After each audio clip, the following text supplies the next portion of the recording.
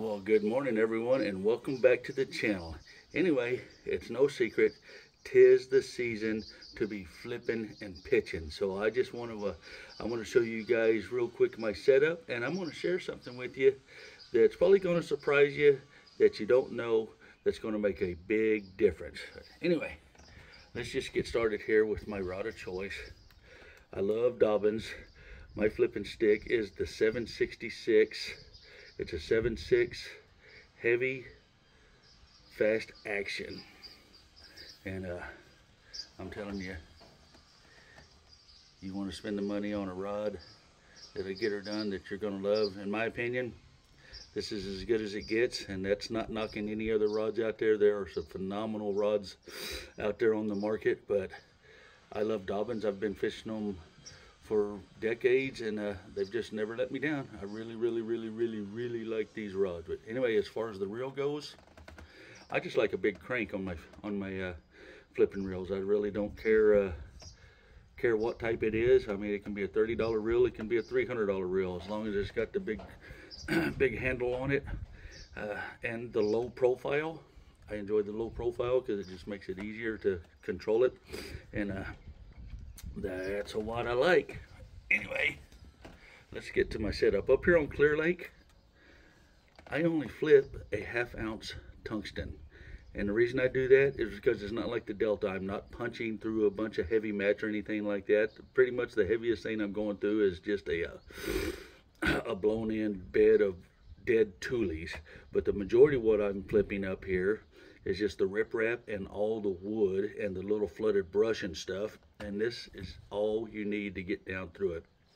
I always use a bobber stop, and I try to match the color of the bobber stop to my weight, but sometimes I'll think I'm doing something amazing and I'll put like a red one on there with the black, and I'll play with the colors, but it doesn't make any difference. It's just something that us as anglers do.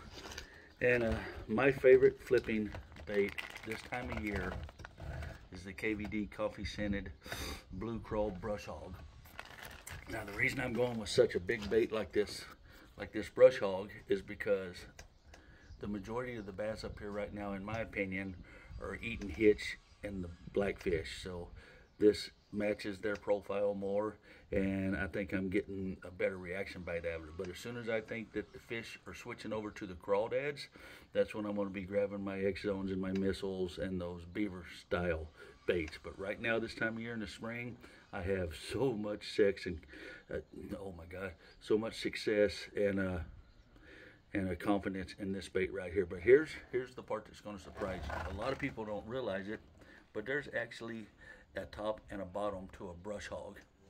So as you can see, when I've got this one rigged with my hook there, see how these are curled up? And if you rig this thing incorrectly, you're going to turn these tails basically into a possum tail, and they're going to grab every single branch on the way down. So as you can see right here, the way it is right there, look, it'll just go, if my finger wouldn't say, it just crawls right over that. But you turn it over the other way, and it's going to grab every time. Bam. So something that simple. So there is a top and a bottom to a brush hog. So throw a study on that when you're rigging and make sure you get that correct. But anyway, plain and simple, flipping 101, my setup. Hope it helps you guys. When you get up here, treat people the way you want to be treated. Peace out, baby.